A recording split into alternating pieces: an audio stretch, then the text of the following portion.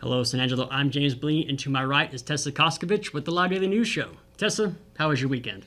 It was pretty good, James. Saturday I stopped by at Brews using barbecues. The vendor said things were going great. They were making a lot of money, and it was one of the best years that they've had yet, so it was really good. And other than that, I just relaxed. All right, How was yours? It was good. It was all right. I saw that the GoFundMe for little Kash Nelson just blew up. It did, which makes me super happy for him. I know, I'm happy for him too. But what else do we have going on? We have some important news to get into today, huh? Yeah, we do. Yes, ma'am. Andrea Mendoza was booked into Tommy County Jail this weekend. She made news last year for an alleged hit and run where a man was killed. Also, the City Council meeting is tomorrow to consider a few items like road projects and possible tax abatement. Paul Harris published our all-girls star hoop team. Yep. Yes, he did. Brian Chad will have more on that later. For our interview today, Hyde sat down with John Barrio to talk about politics in San Angelo. We will get into that after today's newscast. Yep. But before we do, here's a quick word from Jim Bass. You hear that? That's alerting you that it's truck month at Jim Bass Ford. So it's time for huge savings. You can get $14,000 off MSRP on a new Ford Expedition. Are you kidding me? Nope. $14,000 off a new Ford Expedition. But you gotta hurry. This is a limited time offer only at Jim Bass Ford, Houston Hart and Arden Road, or 24/7 at bassbunch.com. To start things off, 20-year-old Andrea Mendoza was arrested over the weekend for driving while intoxicated. Last August, Mendoza was the person that allegedly struck James Dwyer with her vehicle, killing him and dragging him for a block. She fled the scene and was arrested a few days after the hit and run. She was indicted in November last year for accident involving death, but for the DWI, she has been released on $3,000 bond. And I just want to stop real fast, James, and say that it takes $20, if not less, to go from point A to point B in this town. It is not worth taking someone's life. Or you just have a DD or call somebody to come get you. To be drunk enough to take someone's life, allegedly, you would spend that money at the bar anyways. You can get an Uber. Absolutely. She currently has a jury trial set for late next month for that alleged hit and run. And then in city news, the San Angelo City Council is set to meet tomorrow at 8:30 in the morning and discuss a few different agenda items. Those include a tax abatement for Zeppelin energy storage, consider tiers incentives for 9 projects, and approval of several road construction projects here in town. Go to sanjolive.com and click on the article to read the full agenda. Next, we have the GoFundMe for 1-year-old Kash. It has exploded. Good deal. I think we're up to almost $43,000. Good deal. We learned that Kash crawled outside of his doggy door and fell into the pool, and he was taken to Austin in critical condition on the 17th. The GoFundMe is now asking $60,000 because of how well it's doing, and y'all, this is a kid that deserves the help. Yeah, his dad updated the GoFundMe and said that things are looking good for him. Good. So Good. we're That's all super praying promising. for we're all praying for the little guy. But for right now, we'll be right back with Ryan Chadwick, who have sports after this message from Carpet Tech. My name is Cade Simmons. I'm the site manager here in San Angelo. What matters to our customers, I believe, is what we say is CT quality, CT experience, just making sure their needs are met, taking care of their home like it was ours. You just have to keep thinking of, it's never the wrong time to do the right thing. So just making sure you're taking care of what needs to be taken care of, and just knowing that they can rely on us, I think, matters to them a lot. With basketball season officially in the books, we've released our official All-Star Hoops team for the girls' basketball season. Cristoval's Hallie Hughes leads the superlatives as our MVP, and San Saba's Sinsley Stanton and Mason's Anna Marie Whitworth shared our co-offensive MVP. Wall's Brylan Watts claimed defensive MVP honors, and Kendall Western and Brooke Kaiser, both from Sonora, took home co-newcomer of the year. Finally, honoring 2 top coaches in the Concho Valley, Ozona's Jerry McSherry and Cristoval's Brad Blaylock are our coaches of the year. Read the full list only at sanangelolive.com.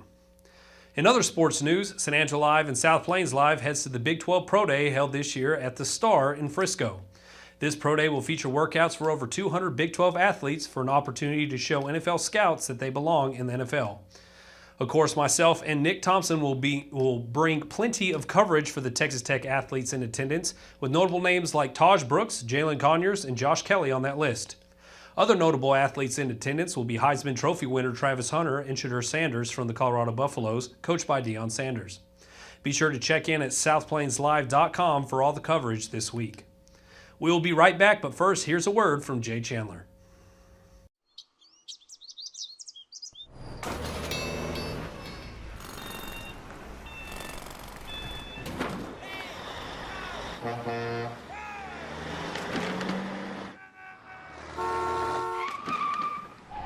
It's hard to believe how reckless some people can be and how hard they fight against real victims. You need a partner who consistently beats the giants and who will never, ever flinch. Now into weather. I hope you survived the wind over the weekend, and we are not out of the woods just yet. From now until 10 p.m., we are in a red flag warning that drops off in the morning and then comes back Tuesday afternoon until early Wednesday. The high today is 84, and the low comes in tonight around 55. Tuesday, a little bit hotter at 88, but the low drops down a little more to 50 as the cold front pushes through, because on Wednesday the high is 68 with a low that night of 35. Which means bring out your heated blankets. No kidding. Now here's that interview with Joe Hyde and John Barrio. Well, hello, welcome to the show. I'm Joe Hyde, publisher of San Angelo Live, and I'm with John Barrio, and he is running for City Council for one of these SMDs up north. Single member District 2. Single member District 2, and you're in a field of 3 people, so it's a very contested race. And this is Tom Thompson's former seat, is that right? He currently holds the seat. Or it will be Tom Thompson's former seat because he has to resign it to run, right? Or he can't run again simply because of term limits. Right. So he is elected to remain on council if he can, and is running for mayor.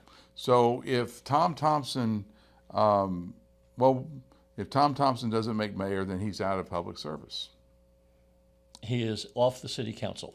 Yes, out of public service. There are still lots of possibilities. We have over 20 boards. We'll put him on Koskovich. It's a possibility. So how has Tom Thompson done as far, I mean, he's there for 2 terms. Has he done a pretty good job? He has participated with the council on the path that the council has elected to go. Okay. And you open up a grand door for me there, Joe. One of the premises of my candidacy is that in my many years on the Costa DC board, the airport board, Keep San Angelo Beautiful board, as well as other city-related activities, I have inside understanding of what the city charter says our city should operate like, what a section in the Code of Ordinances says the City Council should perform as well as having reviewed the City Council Code of Ethics and the Oath of Office, which I've taken for each of those board positions. Essentially, San Angelo is a City Council manager form of government under Texas law. It's the way we're chartered. Okay. We have been operating... Now, I would argue with that. We're not Houston. Correct. Which Houston's a mayor-managed city. We are really a city. You said city manager, didn't you? I did. I'm sorry. I thought you said city council. No. Yeah, we're a city manager. So city council, city manager form of government. The only city that we have where the mayor is elected and paid a salary to run it like a city manager would is Houston.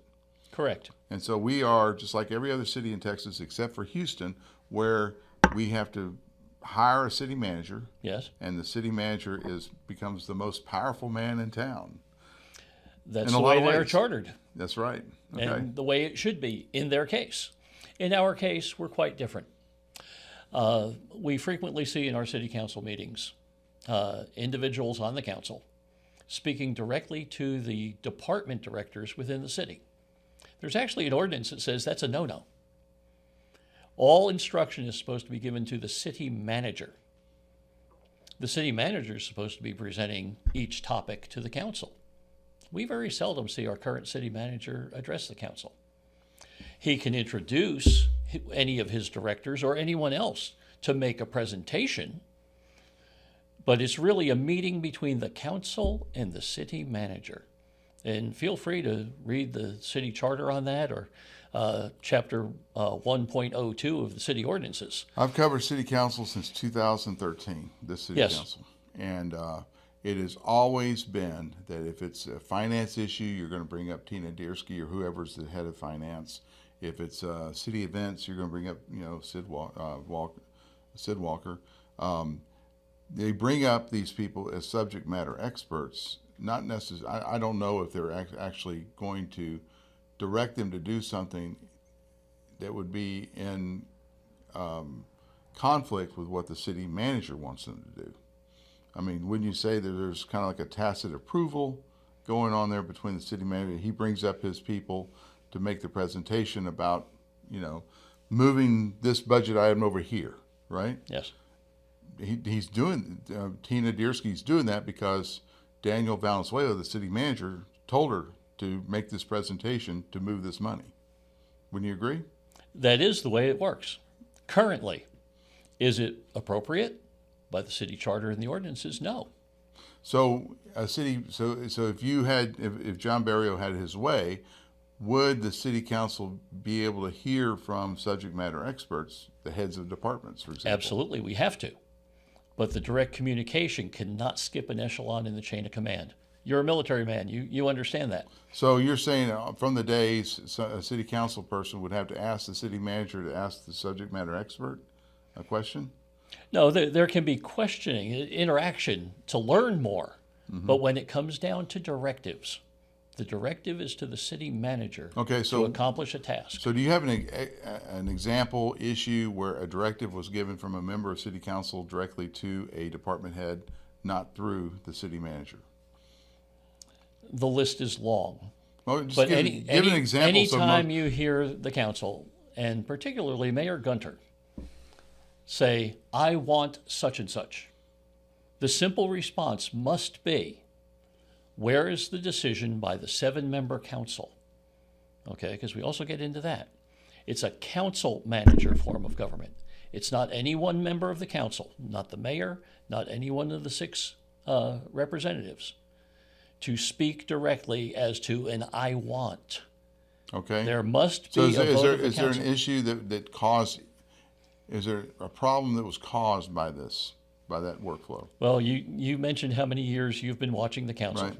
And you implied that it's always been this way. Mm-hmm. Just because it's always been wrong doesn't make it right. Okay. But has there been an issue where the taxpayers were ill-served because you had a directive from, let's say, Mayor Gunter or even Mayor Morrison to Correct. someone, to a staff member, not through the city manager? Okay.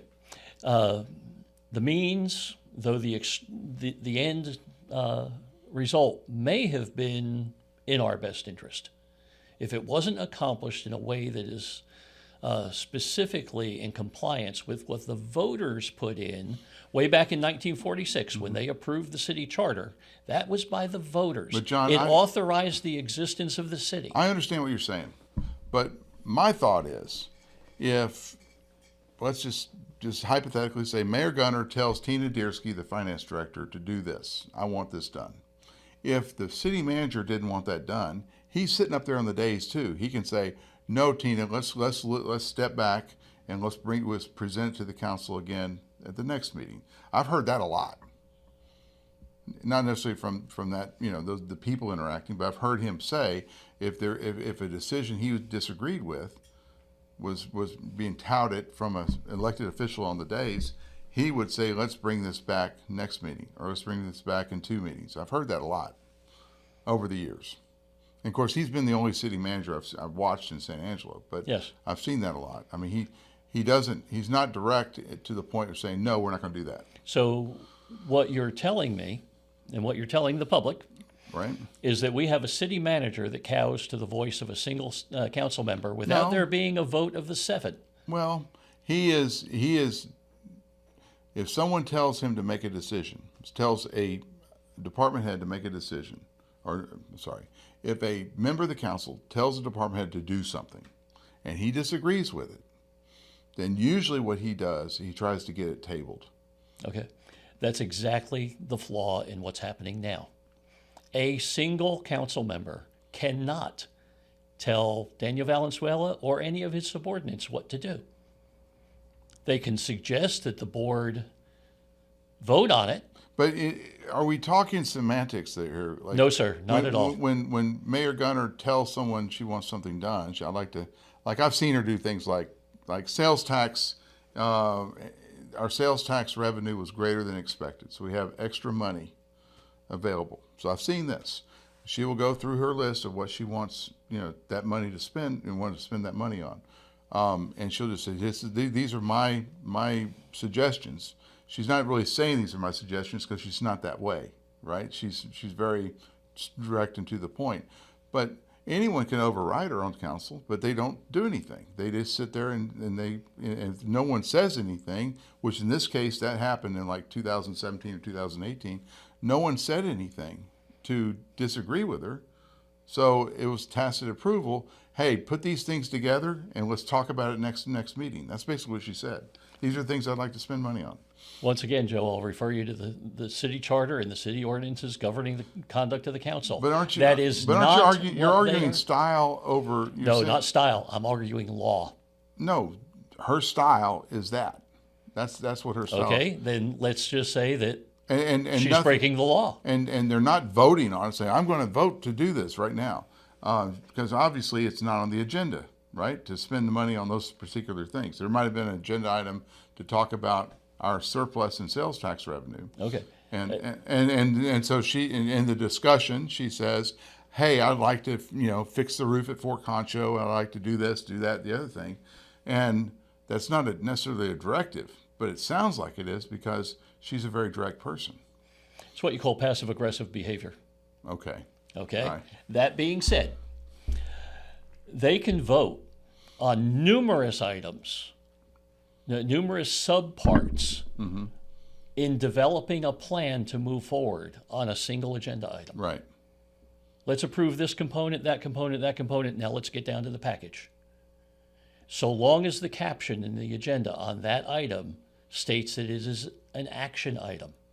If it is only a discussion, they are not allowed to issue instructions, passively or directly. They are not allowed to take any vote. It's how the agenda item is captioned. Right. And that's the Texas Open Meetings Law. And a lot of times when they break that, you'll have the city attorney step in and As say should you can't do that. Correct. I've seen that a million times. So I don't think they're out there actively breaking the law. I mean, we're talking More often than not, they break the law out of ignorance. Okay. Okay. Now, ignorance, by its official definition, is knowing something but ignoring it. Well, you have a strong personality on the city council, and that's been the case for the last 8 years. It's a strong personality, and I don't think there was intent to break the law. And I think that if she directed something that was in variance with how you would do it, in variance with what, let's say, Daniel Valenzuela in his brain knows where his budget, where his money is. The guy's pretty smart on that. He knows where the money is, and if something's going to break the bank, I've even heard him object to things. Okay. So I mean that's the flow, but it's not like, Mayor, I am your city manager. I'm not going to do that. Come fire me. And I've never heard him get to that point. It's amazing how folks get sold out to their paycheck, isn't it? Okay. All right, next question. You big economic developer. You're going to die on that hill, I guess. Anyway. It's a hill worthy of dying on. But you're an economic developer. You have a lot of experience with economic development. You know a lot of the rules and everything. I'm going to ask you a general question.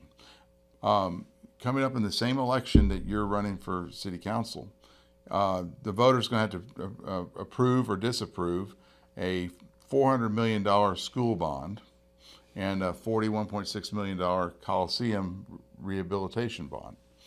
One of the things I've looked at when I'm, looking through, like, I'll give you an example. First of all, if you talk to Lane Carter, he's their county judge, he says, our biggest problem in San Angelo is we're not growing fast enough. We're not adding new properties to the rolls fast enough to pay for all these needs we have. The county has needs too, and they've kind of remained silent on the bond issue because we got to get the school district through, the San Angelo ISD, and the Coliseum through first. And we're not growing enough to create new revenue. So if you go and look at some of the top employers of San Angelo, you have Angelo State University, you got Goodfellow Air Force Base, you got Shannon, you have Ethicon or Johnson & Johnson. None of those large employers pay any property taxes. They're either government institutions or tax exempt. So a lot of these, like this $400 million bond, it's going to be a 27-cent tax increase on people's, school taxes. That's a huge amount. And it's all falling on residential taxpayers. What could we do in San Angelo to better or improve our economic development and start growing? We're not growing fast enough for all these needs. Okay. When the half-cent sales tax was implemented, the City Council drafted the ordinance that creates it. And they felt at the time, politically, that if they did not dedicate a significant portion of that half-cent sales tax to water projects, we would dry up. Pardon the pun. Right. We'd have no water to grow. Correct. Money has been invested in the lakes, the water purification systems, the well field, the pipeline to get it to San Angelo. You're talking about the Hickory project. Absolutely. Okay. In many presentations, and I have crunched the numbers and looked very closely at it, under the direction of our current city management, the presentations made to council never look at the whole picture of our water supply. When the Hickory Aquifer well field was pushed through, I was on the coast of DC right. At the time. We were told that by doing this, we would have decades of water even if the lakes dried up. And that would make sense. That would make sense. This year, right. This past year, when the lake levels started to go down, the sky is falling. The sky is falling. We aren't going to have water. No, sir. I'm not going to stop right there because... No, hold your thought. Hickory can produce, at the time when they first built it, before they enhanced the well field, about 9 million gallons a day. That's what I was told back then. So this well field is supposed to get us up to about 12 million, right? Yes. Am my numbers good? They're good. And then our consumption, like in 2015, when all this stuff was going on, was about 15 million, right? If you average out the summer and the winter. Yes. And now we've gone up to about 18 million. Yes. Is that right?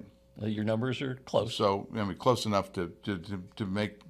So we need 18 million. Let's just say we need the ability to pump 18 million gallons of water a day to maintain the city. And of as San I Angelo understand, system. the pipeline is capable of it. The well field isn't quite yet. So the pipeline can do 18 million. You think? That's what we were told. Well, I would think that the groundwater supply we have could probably handle any busy day during the winter, but maybe not in the summer. Okay. So I don't know. I mean, that's my opinion based on years of covering the water issue. So go back to what you were saying about the inadequacies of our water system. Go ahead. Okay. Whenever the lakes start to go down, there's a panic cry that seems to forget that we've got the well field. The numbers presented can be made to say anything. They want to have a panic, they create a panic, just in the way it's spoken of. When I serve on council, and I fully expect to win this race, I will require that any presentation show the whole picture and not look at the elephant through a small knot hole in the fence. And so the whole picture, what you're trying to get presented, is Lake Ivy is our primary source of water. It pumps well enough, on a given non-drought day, you can get 20 million gallons out of that thing pretty easily. Yes. Right? And so what you're saying is, if it goes down, you could maybe go do half the Hickory, half Ivy, and as Ivy, depletes, maybe you can go 100% Hickory. Yes. And we have plenty of water. Is that your argument? That is my argument. Okay. I'm going to quote you something from Dwayne Morrison, the former mayor. He said, the minute we start pumping 15 million gallons of water a day out of the Hickory, they're going to cry. All the people who live down there in McCullough County are going to cry, say we're trying to murder them, And of course, logic tells you the water table is going to drop. Yes. Not all of their old existing wells are deep enough to continue to tap the lower aquifer. Right. So your agriculture down there will suffer if there's any left. Most of them are hunting ranches, right? They are now. Yeah. So what would you say about that? Like, politically, it would be hard to pump Hickory at the full capacity for an extended amount of time. You're right. But if we are in drought conditions, you have to decide what things in your budget you're going to cut. Tough decisions have to be made. And as council member, I am prepared to help the other 6 members of council make those tough decisions. Okay, so the last question I have on the water issue, and then we'll go back to economic development. What do you think, when you say you want them to give you the whole picture about water, what are they trying to extract out of council today by just talking about the surface water, which is primarily the IV water supply? It's a manipulation of the numbers. And the point I'm really trying to make is that because of the insight I have, the many years' experience, I will insist upon full disclosure of all the relevant facts, not just taking a presentation saying, well, that sure sounds good. We need to make a decision this way. Too many things are done with smoke and mirrors with our current city management and city council. It needs to stop. It needs to be forthright, truthful, and questioned to the nth degree. Is this truly giving us all the facts? Okay. So you want to know where all the water is, and that's an example of giving That is an example. Facts. Okay. Back to the economic development. So we're stuck with the 72% is going to water development projects. I would presume that 100% of that 72% money of the half-cent sales tax revenue, which is what, about $11 million a year? Roughly. Something like that. So 72% of that is already spoken for and is financing these large water projects. We've incurred a lot of debt that does depend on that 72%. So you can't just say, I'm going to stop doing the 72% water. It's already spoken for on bonds. Well, again, the ballot issue that created the half-cent sales tax dedicated 72%. That's almost as though telling a kid, you've got $20 allowance every week. He'll find a way, so long as you end up with zero by the end of the week. Mm-hmm. He'll find a way to spend all $20. Right. I believe that they continue to find ways to spend all $72 million a year. Or 72%. Yeah. Or 72. Yeah. I misspoke that. Sorry about that. That's okay. I misspoke enough too. So. Okay. We are human, right? Right. Okay. They find a way to spend that 72%. Mm-hmm. When in fact, a better approach to this, in my opinion, would be resubmit the ballot to the public and say, we're going to grandfather the 72%. Give it a timeout. Give it a sunset. So as you pay off debt, you can go ahead and less money going to the water, right, dedicated to the water, mm-hmm, and more money potentially being made available to the economic development that we also need to keep in balance. The balance isn't always going to be 28%, 72%. But if there were a sunset on the 72%, water projects could still be brought to the independent corporation that is the COSA DC, City of San Angelo Development Corporation. It is not a department of the city. Many people are confused about that. Mm-hmm. And the state legislature set up development corporations to be that way. But in that way, the ballot no longer speaks to always having to spend something, even if it's not required. We're seeing that with DOJ on the federal level. Just because there were budgeted items doesn't mean that budget item is still justified. Right. So to put a sunset on the 72%, okay, in a couple years, we have another $20 million project that needs to be weighed. And present it to the COSA DC board. You're saying water or not? It could be a water project or not? Let's focus on water. Okay. They no longer have the dedicated 72%. The city could still go to COSA DC and say, this is a worthy project to increase the water supply toward economic development. We would request that you approve a $20 million allocation. Okay. What I'm concerned as a citizen of this area with COSA DC is we tied our hands with the 72%. I think you made a very good presentation of why and how. Yes. And so we only have $4 million to work with every year.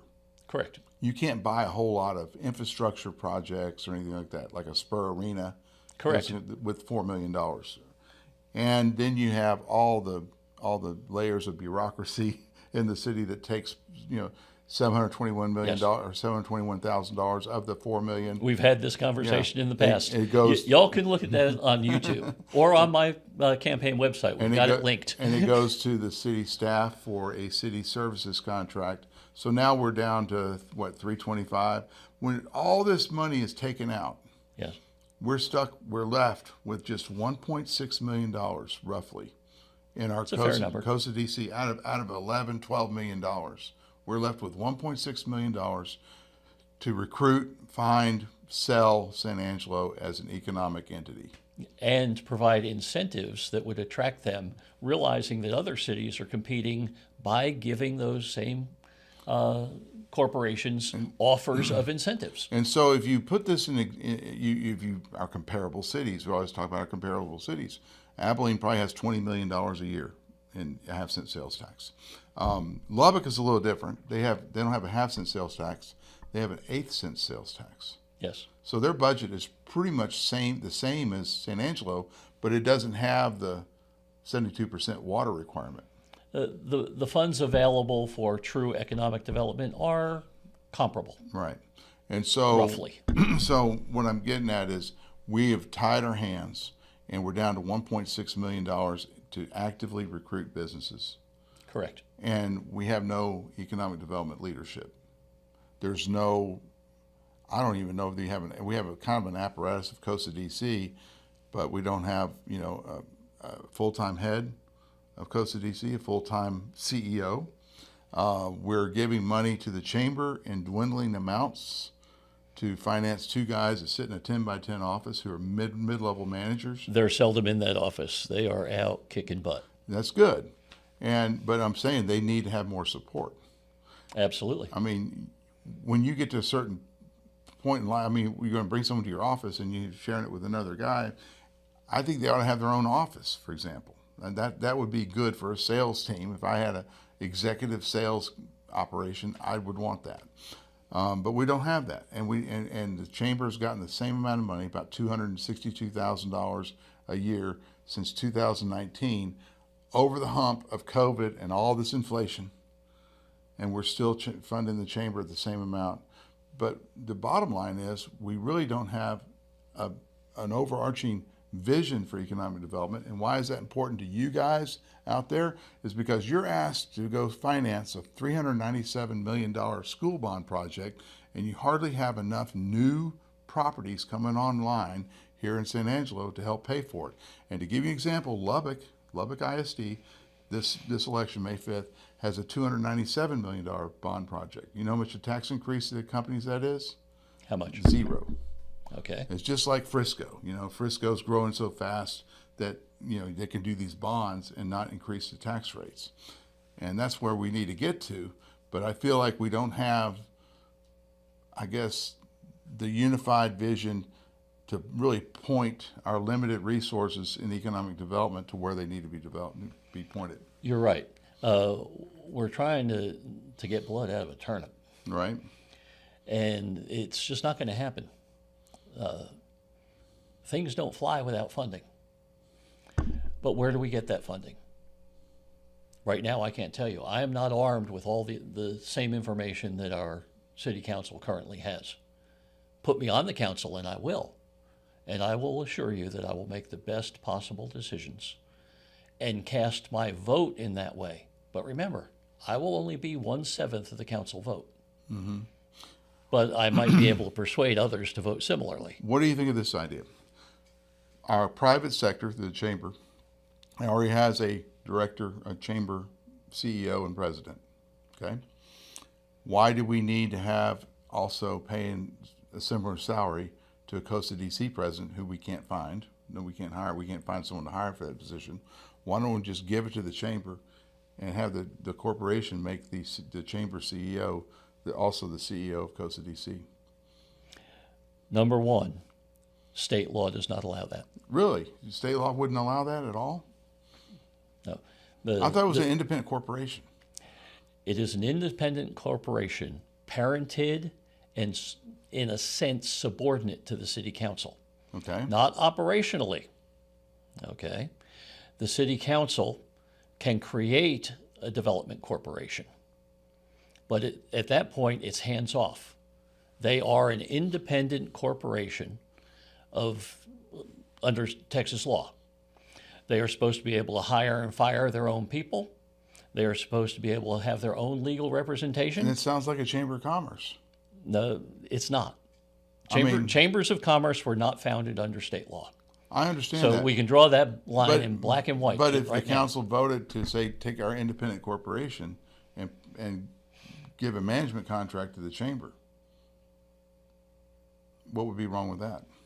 You would still have the Costa DC board has to exist. Okay, that's fine. Make the chamber board the Costa DC board. Chamber board is voted on by members of the business community. They are.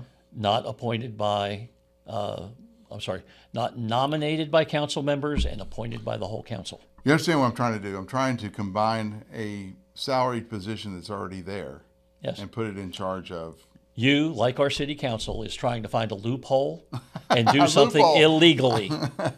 Well, don't kill me on the illegalities of trying to save money.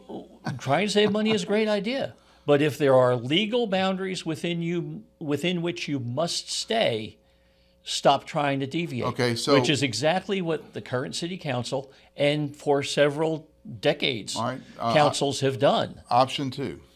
Since we have so little money, $1.6 million to recruit and new businesses, why don't we increase the chamber's contract from $262,500 a year to $1.6 million and give it all to the chamber and say, y'all build up a business recruitment operation over there, get more offices, whatever you need to do. You're working for the Costa DC board with oversight from the city council. The only level of oversight the city council has is to ratify or decline any project that the Costa DC board proposes. Okay. That being said, you're getting us deep in the swamp now, deep in the muck and mire. It's not the swamp. No, the swamp has bad connotations. No, it does. No, let's just say the muck and the mire. Right. Okay. I want to say this concisely because I know we're speaking to the general public. And it's going no insult to the public. 50 years from now, people will be able to see this. That's right. So let me try to get the most fitting verbiage for this. When I was on the Costa DC board, we had an item that we wanted to increase the allocation to the contractors. The Costa DC board uses the Chamber of Commerce's marketing arm for the city's economic development effort. Right. We wanted to increase that budget, but every time we discussed it, because of the illegal structure of the city manager actually having an operational control over the staff of Costa DC, which violates the economic development law. Another thing we'll address once I'm on council. Let me explain this to I'm going to explain how, so keep it right there. So the way the Costa DC board staff works, you have 4 positions, and of the 4 positions, you have the head of Costa DC, or the president, director, and then you have 3 additional workers. Correct. Your total payroll's $414,000, something like that, a couple years ago. And so those people that work for Costa DC are card-carrying members of city employment. They are city employees. You're 100% city employees. So yes, now here's a question, and then you go back into it. If they are city employees, would not the city manager have operational control of them? That's illegal. Okay, and let me back up to what the ED law, economic development law, actually says. What it says is effectively the city or the Economic Development Corporation staff can be administered by the city employment umbrella. In other words, they could collect city employment pay as a contractor. Right. Essentially, they're an employment contractor, not operational control. So basically, the city is an ADP. They can have human resources support. They're an ADP. ADP, back in the day, Kelly Girls. Yeah. Exactly. They're contract employees. Okay. And the city then acts as an employment contractor. Under our current illegal structure, and the city council years ago actually wrote this into the ordinance, that the COSA DC must use the city for their administrative services. That is so blatantly illegal. When I got into that debacle several years ago, I consulted with Carlton Schwab, who is the president of the Texas Economic Development Council. Right. It is the only organization the state legislature authorizes to train on economic development law. And Carlton Schwab, when I described what's happening in San Angelo, he looked at what we were doing and he said, that's illegal. Keep up the fight. And it's in the charter. It is in the COSA DC charter, and there is an ordinance requiring the COSA DC to do this. So the ordinance can both of which are in conflict with state law. The ordinance can be changed with 2 meetings of City Council. Yes. The charter for COSA DC, what is required to change the charter? Just a vote of the COSA DC board? To change the COSA DC charter would be the same process of proposal, approval, wave it through. But then it also has to go to City Council to be ratified. Right. When that went to the head that it did last time, they effectively fired me from the COSA DC board. In fact, they violated whistleblower law. Mm-hmm.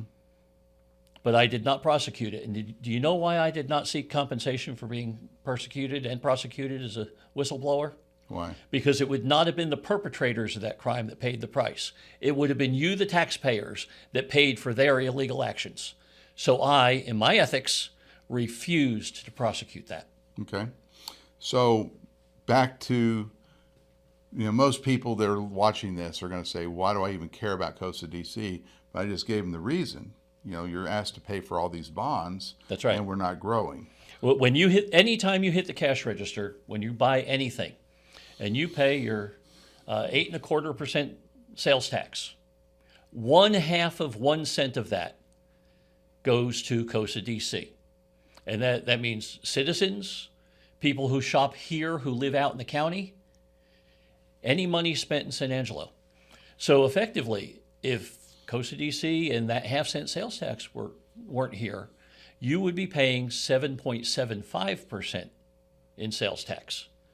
So every time you go to the cash register, every dollar you spend, 1/2 of a penny.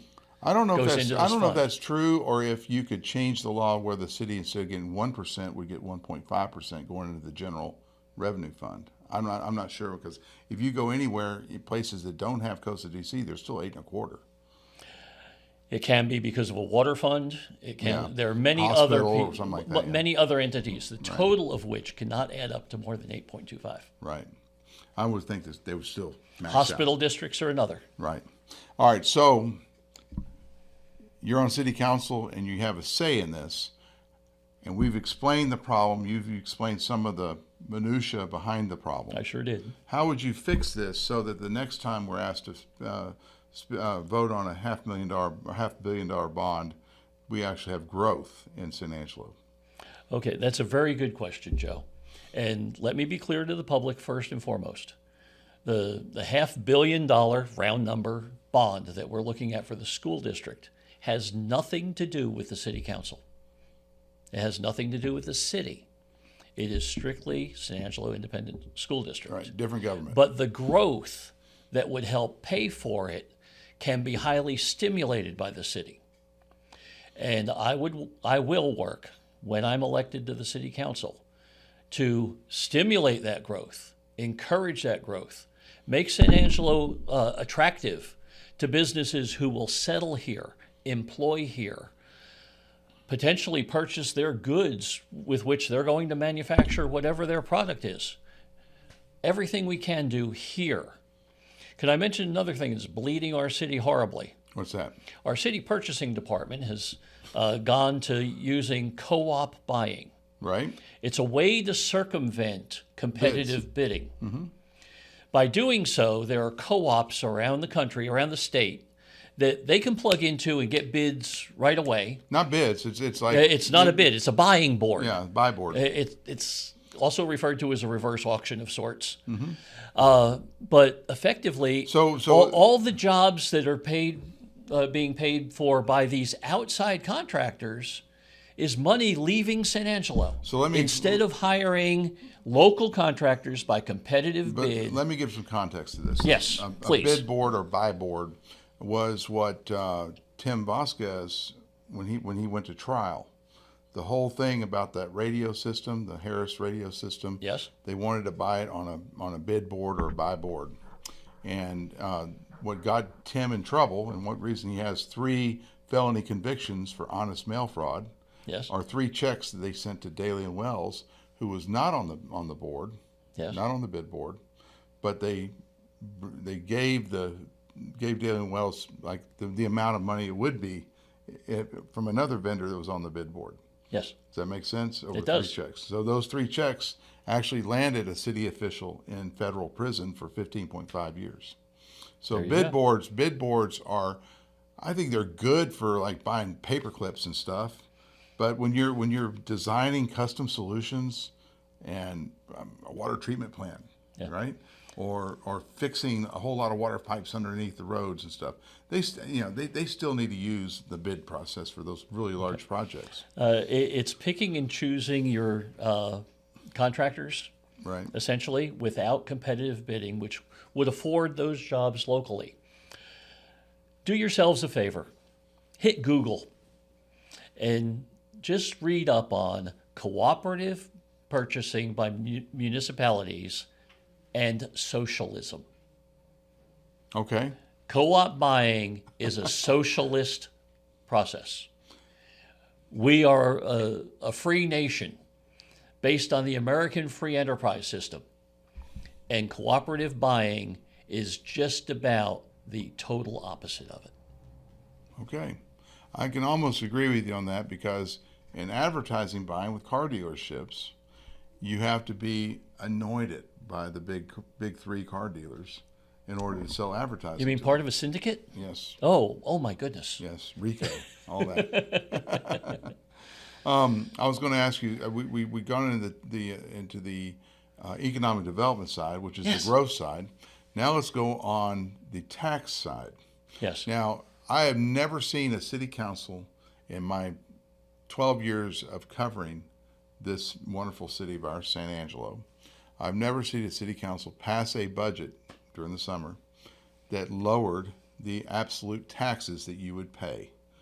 They always say we're keeping the rate the same or we're lowering the rate, but the amount of money that's coming in is higher because of the increased valuations of homes and businesses and industrial and commercial property. One time I saw a fight over this, over a municipality trying to stay near the no new revenue rate. So when you go into the budget, you already know how much money is on how much valuation that you're going to tax is, and they know what rate on the low end would be the no new revenue rate. If you tax at that rate, then there's no extra income year over year. And then there's the voter approval rate. So there's a spread. Voter approval rate is higher, and above that rate, you would increase the revenue to the city by 3.5% or greater than the previous year. So you always have to set the tax rate between the no new revenue rate and the voter approval rate. If y'all can imagine my hands, this range. Just remember your high school algebra classes, so you'll keep up with Joe on this. In Lubbock this year, the new mayor, Mark McBrayer, went to bat for the taxpayers.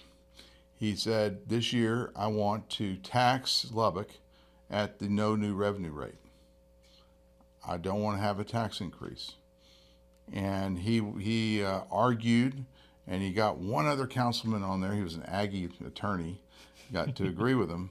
But the establishment Republicans, and they're all but 2 on the council are generally Republicans. The establishment laughed at him.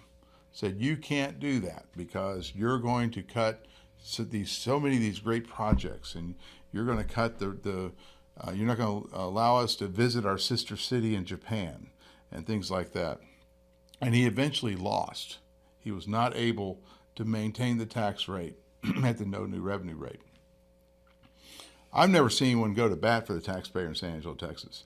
Every year at the city, I see, almost with a smirk on their face when they have to read what the tax rate is going to be, and they say it's going to be a tax increase, right? Because if you're bringing in more revenue, it's a tax increase. What are your thoughts on that? Would you try to fight for a no new revenue rate tax? You bring up a very good analogy or comparison. I'm going to step back to what we were talking about on water presentations before. When the city government says we lowered the tax rate, because effectively they did. Mm-hmm. They lowered the tax rate. They are only looking at one multiplier, and I'm going to simplify this, in the algebraic equation that is property values, which this year went up incredibly. Mm-hmm. The tax rate necessarily had to come down because there was a cap on what the end product could be. But okay. I'm going to interject here. Technically, there's not a cap. If you're above the 3.5% revenue increase, you can still tax them there, but you're going to have to go to the polls and get people to. Yeah, so effectively, they had to vote for it. It was a cap because they didn't dare take it to the voters. Right. They knew it was going to get shut down. Right. So that being said, let's call it a cap, okay? But our local politicians are able to say, we lowered the tax rate. Mm-hmm. They didn't lower taxes. As Joe has already pointed out, the end result was still a few percent higher. It's the smoke and mirrors matter of this is where politics meets business management. I'll have to credit Mary Coffey, who, because she ended up running unopposed, will be seated for single-member District 6 on May 3rd, following the May 3rd election and canvassing of the votes and that whole process. But she asked me a question the other day. What do I think of zero-based budgeting, where each year you start out with a zero budget and everything that you add to it has to be justified? In effect, this is what we're seeing on the national level with the Department of Government Efficiency. They're saying if it's not justified, we aren't going to fund it. You mentioned a sister city that wanted to go to their sister city in Japan. Right. Things like that, with zero-based budgeting, could be cut. There are those in our current city finance food chain who have stated off the record that they would resign if we ever went to it. Now, I can only suppose why that might be. Are they trying to hide things that they don't want exposed that they've been spending money on for many years? When I am seated on the city council come May 3rd, I will be pushing for zero-based budgeting. Thank you, Mary Coffey. Okay, so let's talk about zero-based budgeting and what problems politically you have with that. It's not so much the leadership of the city wants to leave you or wants to quit. It's the rank and file. And when you are in local politics, okay, you have 1,000 city workers. Roughly. Okay. Those are 1,000 votes right there. Right? And so you're asking, if you're asking the city employee to vote for you, which could possibly eliminate their job and or not give them a raise at the work, that's the best case. They won't get as much of a raise as they want, or they might get a pay cut, or they'll lose their job. So that's the problem, because the turnout for a city election for a mayoral race is 8,000, maybe 9,000 people. I believe it's going to be far higher because of the two bonds on the election this year. But regardless, 1,000 votes is a lot of votes. You're assuming that all 1,000 city employees, number one, live in the city. And vote. And number two, vote. But I would bet you that they do. It's a voting block. And it's with an issue that's of interest, more will turn out. Yeah, but this is a large voting block. Yes. Can you tell me of another voting block outside of Paul Ann Church that has more than 1,000 votes, possible votes? I'm not even going to hazard to guess that. I don't think there is. Okay, but let's get back to a point you made. They might be concerned about losing their jobs. Okay, with zero-based budgeting, what would really be identified are the things that are being spent merely because this particular department always gets $500,000 a year. Mm-hmm. I'm just pulling that number out of the sky, not picking on any department. Let's help them justify, why are you spending $500,000 on it? Chances are it's not on your head count. Probably is. But you would be able to free up enough money from the things that, well, oh gosh, we have this money, we have to spend it before the end of the year, otherwise we won't get it next year. So we have parks. So you do some of that belt tightening, but, and there's more money to go to the employees for their I'm not compensation. disagreeing with you. I'm devil's advocate. There's parks and recreation. I would bet you parks and recreation, a majority of the budget is personnel. Now here's the issue. Have you looked at their equipment budget? Here's the issue with that.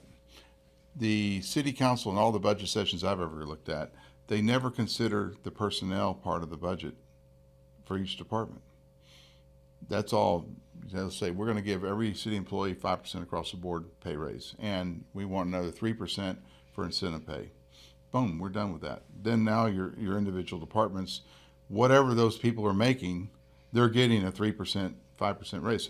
So your zero-based budgeting would require each department head to incorporate their payroll into their request.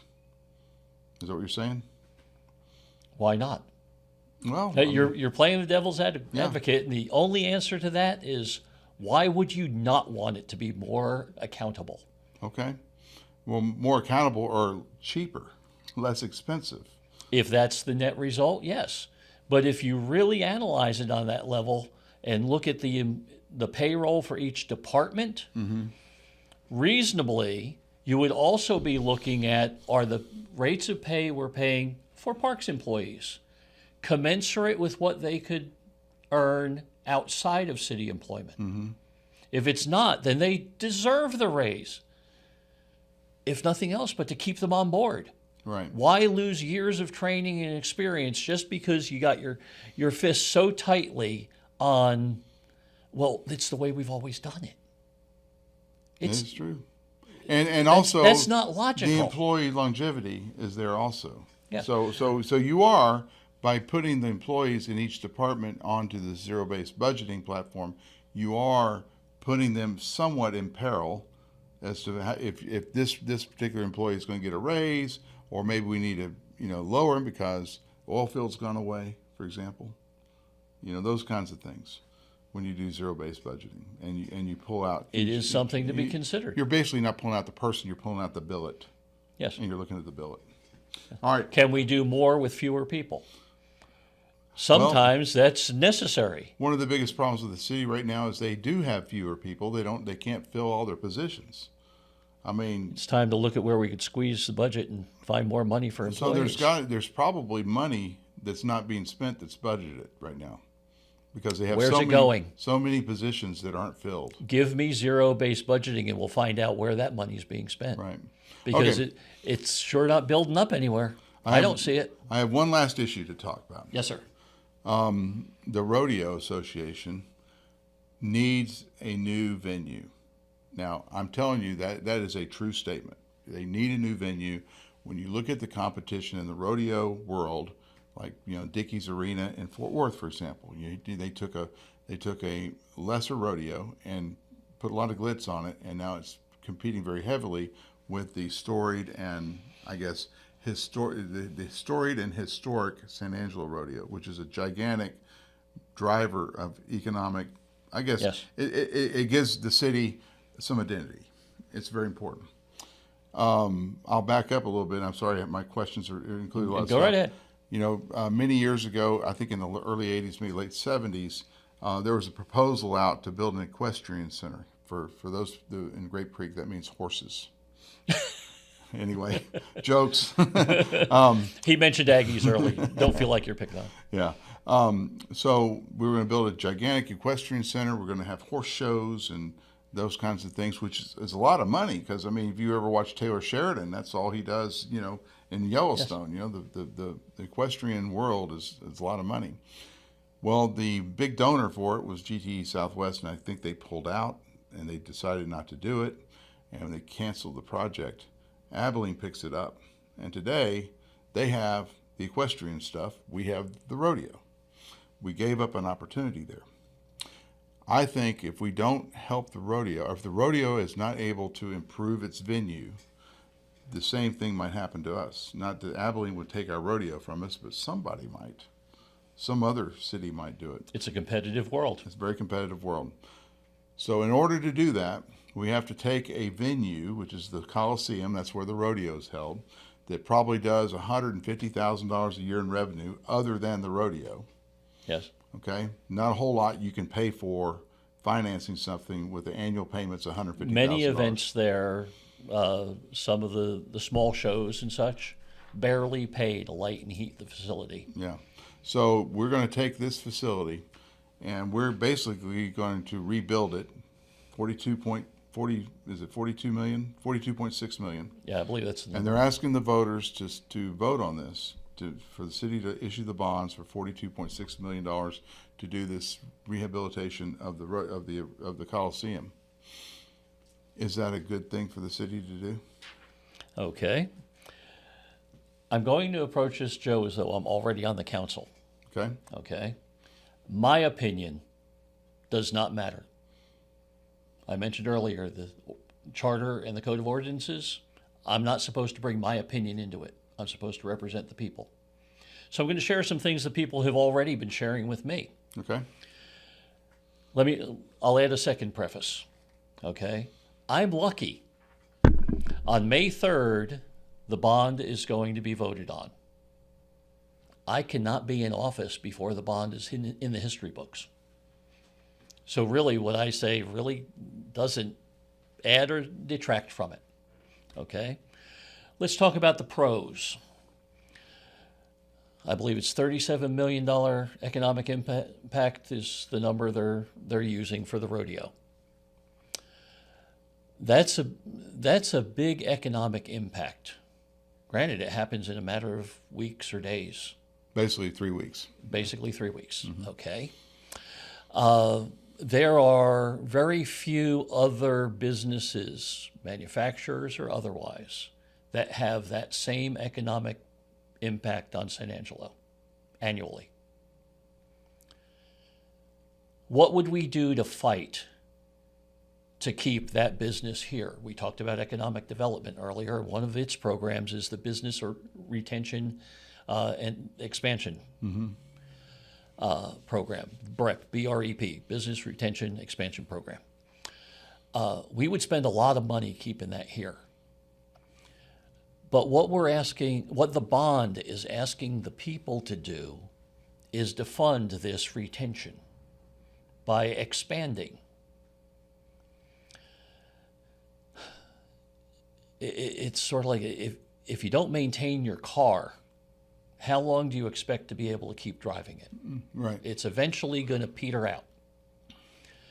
The rodeo has every prospect in the world of waning if we don't keep up with the other cities trying to compete to attract the rodeo. And it's not going to be because of the local rodeo association, whether it succeeds or not. It's going to be about their sponsors. It's going to be about the participants. If they decide, hey, this other venue looks a whole lot sweeter than the one we got in San Angelo. But then let's look at the downside. The cons. One that hit me square in the face recently was a phone call I got. Said, we have a current sitting city council who, in a tiers decision, decided, contrary to what the voters had voted into place, they would not spend money in the north tier zones for improvement of facades and handicap access and such. If an applicant were a church or any other 501c3. A nonprofit. A nonprofit. Well, folks, you may not realize it or not, but the San Angelo Rodeo Association is a 501c3 nonprofit to the benefit of children. All the scholarships they give away. When I countered with that thought, I was reminded that Yeah, but who really profits from the Rodeo Association money? What about the purses that are given away? They are cash awards that are taxed. Right. That's not the nonprofit arm of it. Right. And the beer sold. Yeah, the beer sold. Okay. But what about the recently constructed dragway going out toward Arden? They're hobbyists who race cars. Rodeo participants are hobbyists that most everything they do is on a four-legged animal. I disagree that they're hobbyists because they're professional athletes. There are some of the racers that are professional racers. Okay. That is their, okay. But, I mean, it's not an apples to apples comparison, right. but let's look at the picture. Right. I'm weighing only the pros and cons. And as a city councilman, I will be called upon to weigh the pros and the cons. One of the ordinances I mentioned is something that the city council does not do. Effectively, it says that with each agenda item, every council member is supposed to bring the pros and cons that have been brought to them by the people. When's the last time you heard the mayor ask the councilman, what do your people say for or against? I've heard her talk about people talking to her. Which people? The people with whom she favors, or does she present both sides? I have never. I think when you never heard both you're sides. going to find that unless you go door knocking as a public official, that the people in your circle, Yes. you have to actively try to expand your circle. But the people in your circle are going to be the people in your circle, and you're going to end up doing the same thing. In 4 years, we'll talk to you, and you're going to have 24 people that talk to you, because that's just the way it is. People are busy. Most people don't even know the city. The mayor is not head of the school district. Right? I disagree with you, Joe. Because I have a tremendous circle of friends. Okay. Who do talk to me, pro and con, on many issues. So I would Granted, argue, many remain silent on most issues. Yes. But if it's something they have to say, they've become very comfortable with talking to me. I would argue. I've said in the past that I've become an unofficial ombudsman for the city. I will argue that someone who is sitting in a restaurant almost 24/7 or all waking hours probably hears a lot of feedback. Yes. So in or outside of the mayor's circle. But regardless of that, you started talking about how would you vote for the Coliseum? How are you going to vote for the Coliseum? Pro bond? The U.S. Constitution and the state constitution guarantee my right to a secret ballot. Okay. And I am going to exercise that right. But you're running for office. That's fine. All right, so John, you will not tell me how you're going to vote for the Rodeo Coliseum. I want people to make their own decisions, but I want you to be informed voters, just as I will be an informed council member. You brought up one more thing, and I know I said the rodeo, the Coliseum would be the last thing I asked you, but you brought up tiers. Yes. And I'm very well versed in tiers because I've covered a lot of their meetings, especially John Mark Hogue's crusade to try to get Gethsemane Baptist Church funded and certain other things. I've gone up on MLK Boulevard. I've talked to the preachers, yes, and the people that are running the nonprofits. One of the arguments that the argument they have on that side of town is the reason why people aren't utilizing the tiers money. And just for y'all to understand, tiers is tax increment reinvestment zone money, and it's a very large downtown. It basically spans from the 29th Street Walmart down there past Desiree's. Okay, and I give a good description of it. That's both tier zones. Yeah, there's both a north zones. and a south, right, basically divided We're by going the to get railroad. into that in a second. So on this, the northern guys, the northern tiers, and we artificially divided our tiers in two. It's not a state law or anything. We can undivide our tiers. They established the tier zone, and then the basically Lakeview area felt neglected. Right.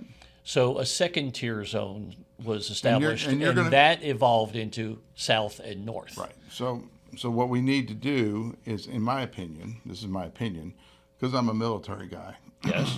If I'm going to war, I want to be able to concentrate my forces where it gets the most bang for the buck. Okay. Because we have northern and southern tiers is traditionally, not now, but traditionally has been where all the growth and all the new projects are. Yes. You have millions of dollars up there in the northern tiers that cannot be used for southern tiers projects because you have that artificial divide. And it really is an artificial divide because the city council can wipe it out and put tiers into one big pot, and then we can direct the funds. If I understand correctly, they can't do it without a vote. Okay, well then let's go to the vote. Put it to the voters. Put it to the voters. Would you support a referendum to combine the north and south tiers? I would support a referendum. And you're from Lakeview, though. You're representing Lakeview. How are you going to get votes? Supporting the referendum does not say I would vote for or against it, Joe. Okay. Don't confuse that. All right, so would you campaign against the referendum to combine the two tiers? Since that's not a ballot initiative yet, I'll reserve that. But let's talk about the current situation. Okay, well, back to this. The reason why the northern tiers, at least on MLK, is because the people who own businesses, and there's some exceptions, like Western Sky, Steakhouse, they've used tiers money up there, but there's exceptions. But the reason why it's not so common up there as it is in the southern tiers is because a lot of those businesses aren't there to grow, they're there to maintain, and they don't want to improve their property and risk having their property valuations go through the roof. And so the only way you're going to spur economic development on MLK, for example, is to give money to nonprofits. So because they're exempt. Now on the other side of it, and this is what Tom Thompson, your predecessor, believed, is that if you are a nonprofit, you're not technically you're not taxed. So money from your operation is not going into the tiers fund. So you shouldn't be able to participate. Okay. Once again, I'm going to go back to what laws say. What? What laws say. Okay. Okay. When the southern tiers, what is now known as the southern tiers, was established, they specifically said nonprofits were not permitted to apply. When they cloned the northern tiers, I do not know who chose to leave that caveat out of the law. Mm-hmm. But what the voters voted on did not exclude nonprofits. So stop right there. The way they're getting around this is that your predecessor, Tom Thompson, always votes with Mayor Gunner, so you prevents you from having that supermajority to change or the supermajority yes. to basically approve the tiers board's decisions. So John Mark Hogue might send, hey, give Gethsemane that money. Yes. It goes to City Council. I think it has to have 2/3 majority for them to approve it.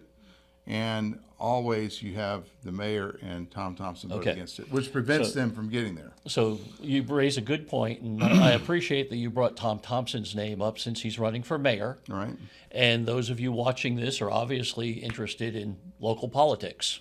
And this is very long. I hope we are not boring you. Yeah, it's about to get exciting. Yeah. Okay. When the city council denied what the tiers board had approved toward the use of tiers funds for nonprofits, specifically churches, that was approved. That was a legal decision to approve because what the voters enacted did not prohibit nonprofits from applying. In the northern tiers. In the northern tiers. But not in the southern Okay, tiers. so when the city council overruled that position, it is my opinion that they illegally discriminated against nonprofits. I will stop right there. I would say it's not illegal, but it was discrimination. It was illegal. No. And the precedent, here's the legal precedent. You could turn down a project on a case-by-case basis. Okay, but the rationale was nonprofit. So let's it was. Let's step in. And they stated so in let's the step into the San Angelo live courtroom. Right. Okay. You establish the southern tiers and say nonprofits are not allowed to apply. You establish the northern tiers and you leave that prohibition out. No, not unanswered. You specifically leave it out because the voters were told we're replicating tiers. So by default, nonprofits can. The city council therefore lacks the authority to usurp a prohibition that is not written that they can do.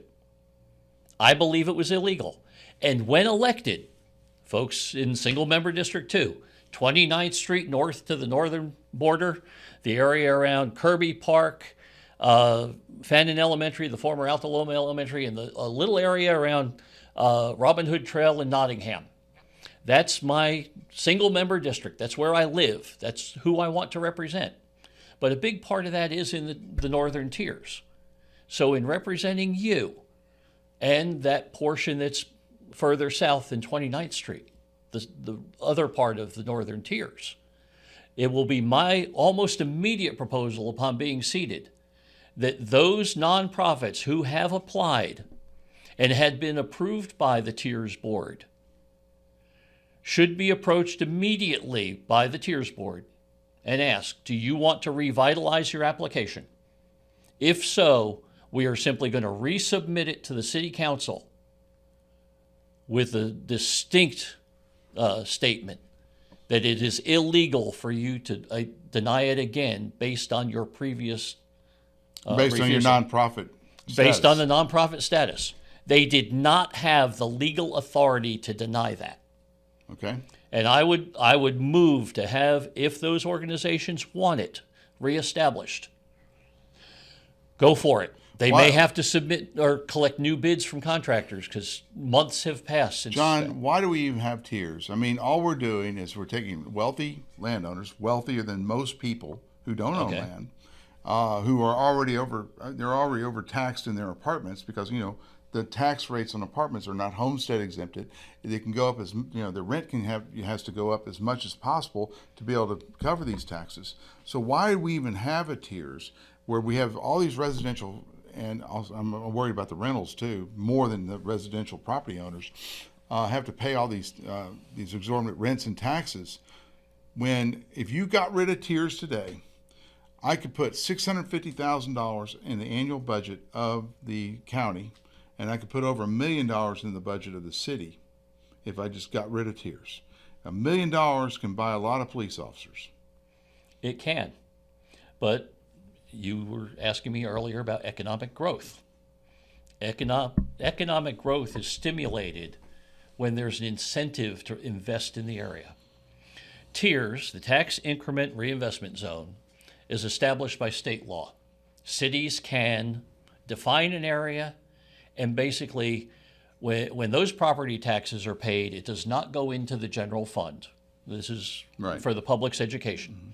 It does not go into the general fund. It goes into a separate piggy bank. That's got a negative connotation. It goes into the tiers budget. It goes into the tiers budget, okay? And you can't spend that money can only be spent in the reinvestment zone that's been established. So if I own a business in that area, if I own property in that area, the tax money does not go into the general fund to help maintain the streets in Southland, for example. That money can only go to projects within the tier zone to help revitalize that area. Largely, it was a revitalization effort. Bring failing neighborhoods back up to par. It's got a lot of potential for the north part of town. And I encourage all business owners, if you don't improve, do you ever expect to grow your business? Yes, you might end up paying a little bit more in property taxes. But if your business has grown, won't you be able to afford to pay more property taxes?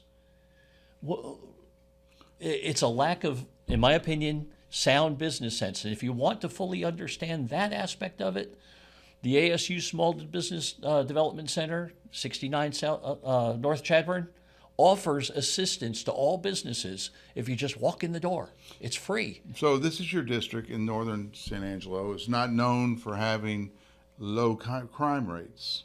Wouldn't a better economic development policy be to hire more police officers and patrol the streets and get rid of tiers to pay for it?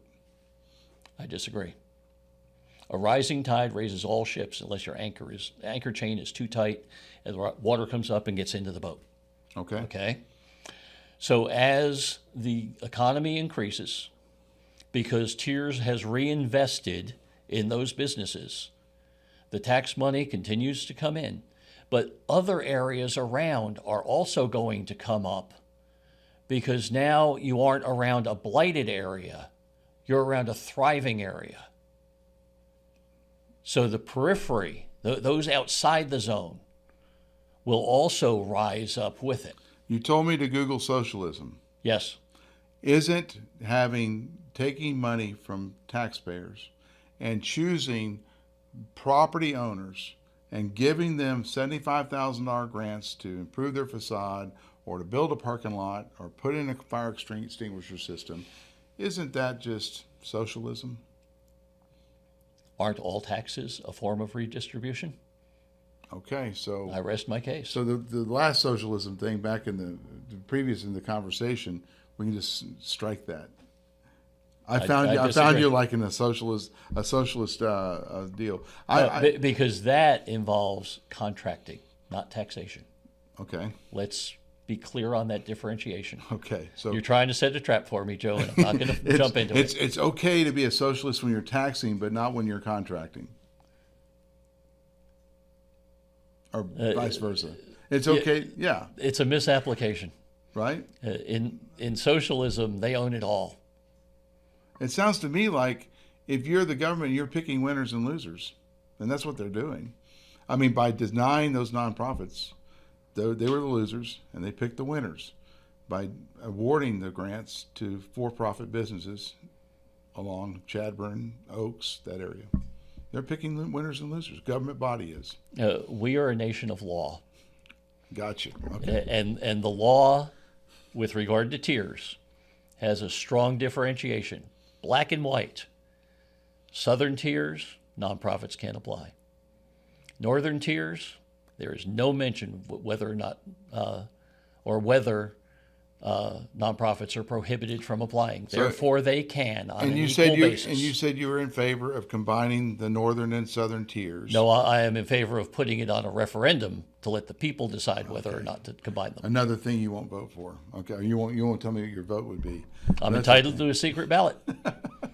Just like months ago when I was part of an organization to initiate a petition to have our current all 7 members of our current council dismissed, recalled.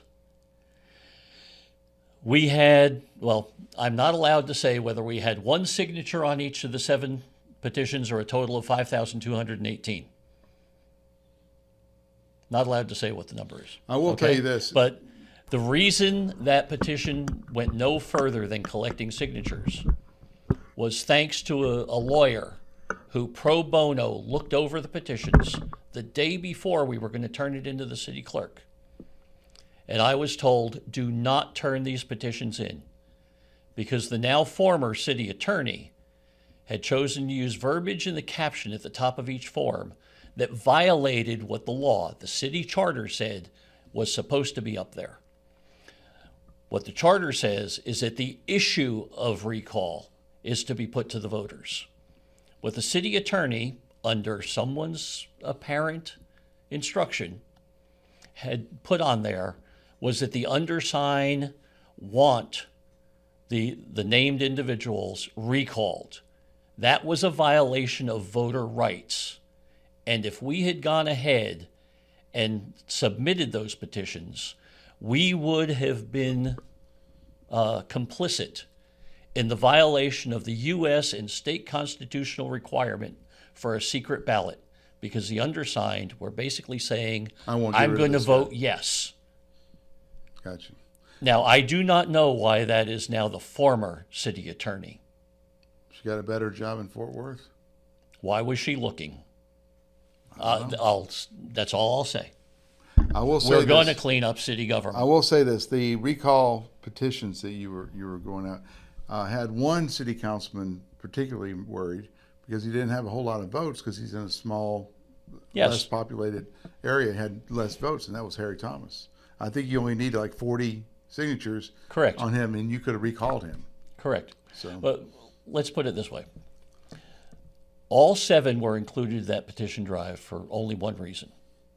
There were actually 3 who were actively violating the charter, You got the other 4 because they weren't doing anything about it? The other 4 because they knew of it but did not say anything about it, which is also a violation of those 4 documents that require the utmost in ethics. And rest assured, when I'm seated on that council, I will be policing the ethics of the 7. All right, so this has been John Barrio, candidate for SMD. 2. I got to get these. I got to start remembering all of them again. SMD 2 up in the north side. Yes. And early voting starts April 22nd. Early voting April 22nd. Actual election day is Saturday, May the 3rd. And for those who don't have ready access to the city council map, the district is from 29th Street to the northern edge of town, basically from Armstrong Street west. When you get to the river, it expands. It's essentially the neighborhoods around Kirby Park, Fannin Elementary, the former Altaloma Elementary, and then there's a little about 4th Street area on the other side of the east-west thruway that includes Nottingham on down to Robin Hood. But if you want to look at that map, if you'll go to the City of San Angelo webpage, click on Departments, click on GIS, which is the Global Information System. John, why don't you just take a screenshot and post it on your Facebook page? Already got it there, okay? But once you're in the GIS mapping, click on Elections, and you will be able to blow it up, see your street name, pick out your place, and you'll know what district you're in. This election cycle, single-member districts 2, 4, and 6 are up for grabs, as well as the mayor. Single-member District 6, because she was unopposed in the end, Mary Coffey is already your council person. All right. Well, John, thanks for joining us. Thank you. Back to you guys and Joe Hyde, San Angelo Live. When it comes to unique pieces you can't find anywhere else, Kano's Diamonds and Coins is your one-stop shop. With over 24 years in the diamond and coin industry, Kano's Diamonds and Coins is West Texas's choice for diamonds, jewelry, coins, silver, and gold. Owner Bill Kano stands by his work and offers free consultations, including estate jewelry. Don't just trust anyone with your valuables. Come see the staff at Kano's at 1016 West Beauregard in San Angelo.